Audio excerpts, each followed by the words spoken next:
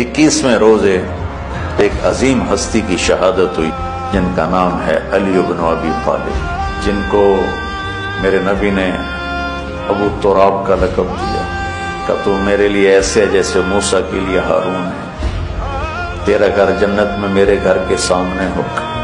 پھر آپ نے اپنی بیٹی فاطمہ سے کہا فاطمہ تو میں یہ دونوں حسن حسین، اور یہ جو سویا ہوا ہے، حضرت علی جاگے نہیں، وہ سوئے ہوئے تھے، یہ جو سویا ہوا ہے ہم پانچوں آخرت میں ایک ہی جگہ پر ہوں گے، اکٹھے ہوں گے۔ سب سے مظلوم ہستی علی بن ابی طالب، سب سے مظلوم ہستی، جن کی اولاد کا بچہ بچہ ذبح کر دیا، خود بھی شہید ہوئے اور آگے نسل بھی ساری ذبح۔